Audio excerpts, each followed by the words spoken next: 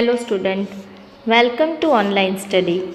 In today's session, subject is Environmental Studies, Standard 5th, Chapter number 13, A Shelter So High, Session 2. In the first session, I have already explained you about the half of the journey of Gaurav Joshi with his bike loaner. They started their journey from Mumbai and they reached to Delhi. They stayed at Delhi, then they moved on to the Manali, then they visited Leh.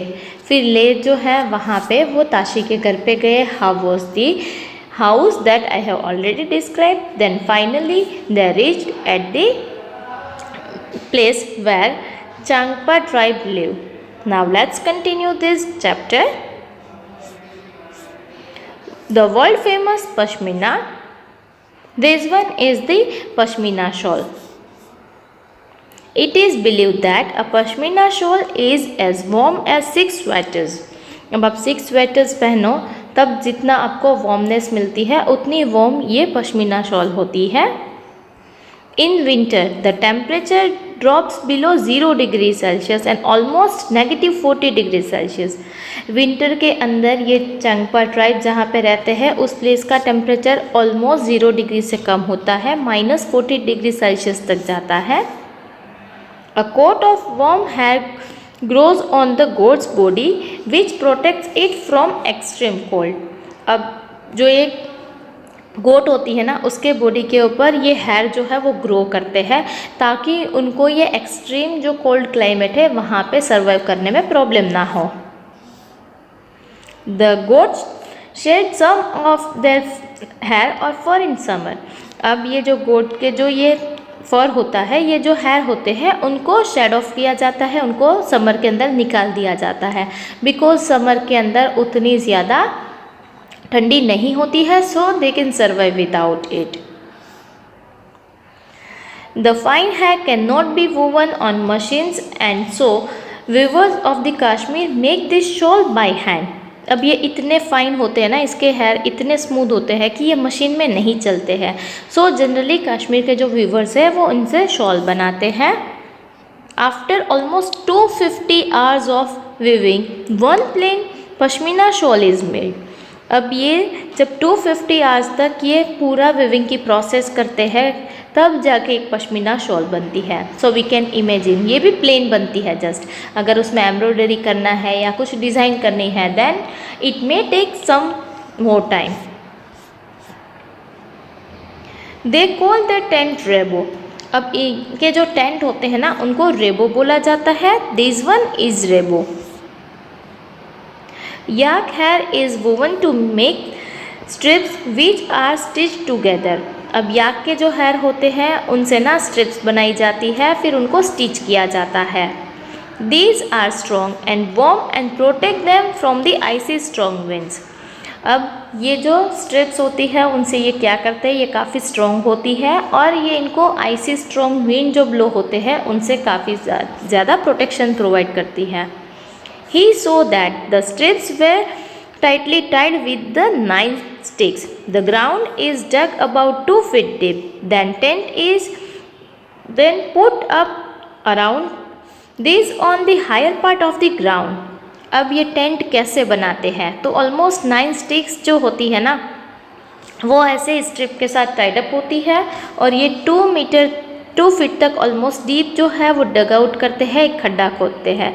फिर tent जो है वो higher part जो ground का होता है उसके ऊपर पूरा टेंट बिल्ड करते हैं. As we go up the mountain the level of oxygen in air becomes less and at times people have to carry oxygen cylinders. You may have observe कि जो ये माउंटेनरीज होते हैं ना वो अपने साथ ऑक्सीजन कैरी करके जाते हैं. That I have already explain you in one of the chapter कि ऊपर जाते हैं तो ऑक्सीजन का लेवल कम होता है, सो ये सिलेंडर साथ में लेके जाते हैं सो ब्रीदिंग के अंदर उतना इश्यू ना हो. The rebo was as big as a room of his flat in Mumbai.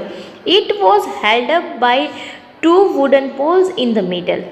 अब ये जो रेबो था कि जो उन लोगों का, वहाँ के जो लोग हैं उनका जो टेंट था वो काफ़ी बड़ा था। ऑलमोस्ट गौरव के यहाँ फ्लैट में जितना बड़ा रूम है उतना बड़ा ये टेंट था। In the previous session I have already explain you कि गौरव का जो टेंट था ना वो काफ़ी छोटा था, ऑलमोस्ट हार्डली वो उसके अंदर फिट हो पाता था। बट यहाँ पे बीच में 2 वुडन पोल्स भी थे। There was an opening to let out the smoke from the chulha. अब यहाँ पे अंदर जब कुकिंग करते हैं तब डेफिनेटली स्मोक रिलीज होता है। सो ये स्मोक कहाँ से जाएगा? Here you can see the opening, यहाँ से स्मोक जो है वो बाहर रिलीज हो जाता है।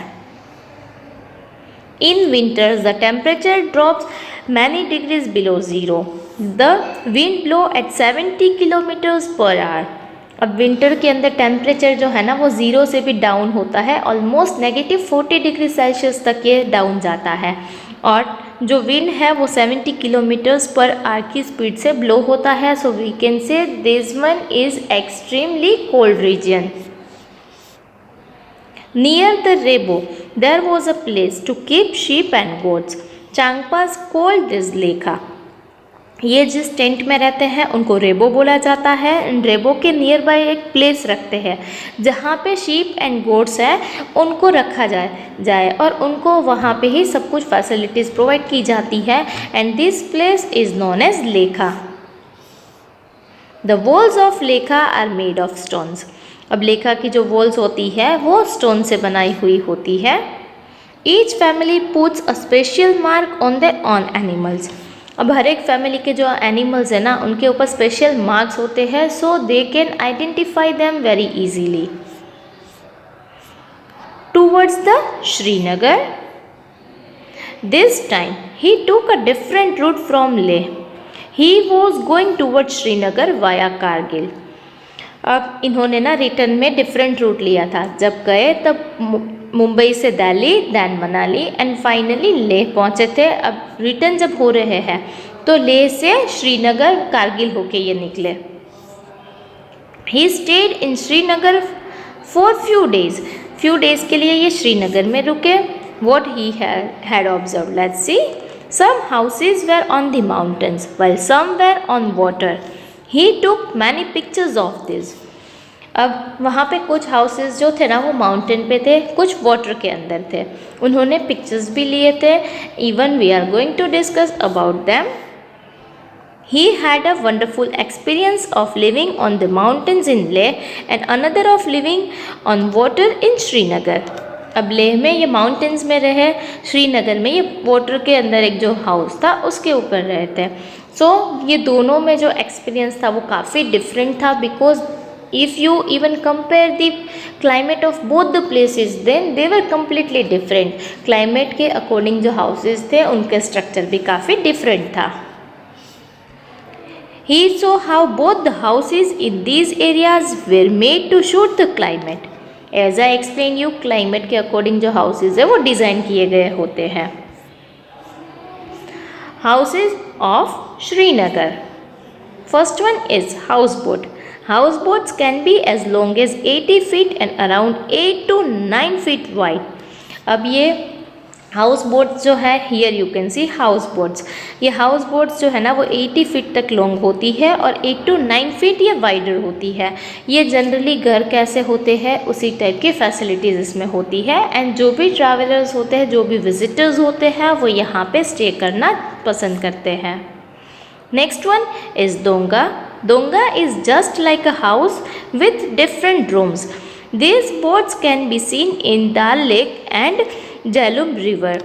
अब डोंगा जो है ना वो एक अलग टाइप का हाउस है। This one is also on the water, ये भी पानी में ही है। This one is a house boat.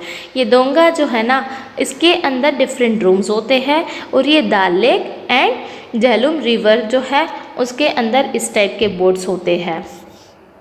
Next one is the Katham band.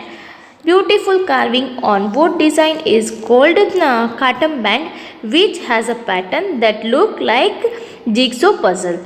अब ये काटम बैंड जो है ना वो एक ब्यूटीफुल कार्विंग है। जो वुड से ये पूरे हाउसेस बने हुए होते हैं तो उसमें काफ़ी सारे कार्विंग किए जाते हैं जिसको यहाँ पे काटम बैंड बोला जाता है। और ये जो पूरा पैटर्न होता है ना ये पजल की तरह दिखता है। Next one is dab. It has beautiful wood pattern. It is wonderful to sit here and enjoy the view. Dab is known as a pattern of a window. ये जो है ना वो विंडो की एक ब्यूटीफुल पैटर्न होती है and window जो है वो वुडन होती है, मतलब वुड से बनी हुई होती है. एंड यहाँ पे बैठ के आसपास का जो एरिया है उसको देखने में मज़ा आता है. Next one is Mairab. The old houses here are made of stones, bricks and wood. The doors and windows have beautiful arches. अब मैरब्स जो है ना वो उनके ओल्ड हाउसेज है जो stones, bricks and would say बने हुए होते हैं. And here you can see कि बहुत सारे अच्छे अच्छे यहाँ पे ब्यूटीफुल आर्चेज जो है, यहाँ पे आप डिज़ाइंस जो है वो देख सकते हो. Now finally it's time to discuss about the return journey. अब उनकी जो रिटर्न जर्नी है उनके बारे में ये कुछ बता रहे हैं. After a long journey loner and he were about to reach Mumbai. Return में श्रीनगर में स्टे किया, वहाँ के जो प्लेसेस थे उसके बारे में उन्होंने डिस्क्राइब किया. फाइनली अब ये घर पहुँचने वाले थे, मुंबई पहुँचने वाले थे.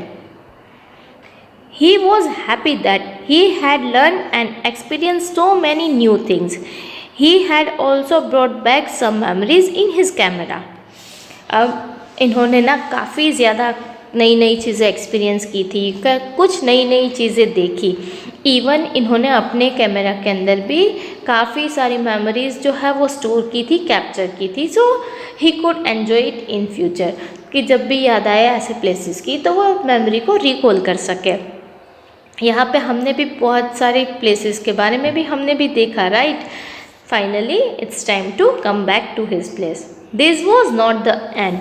Next time, when Loner and he get bored of the city, they will again set out for a new journey.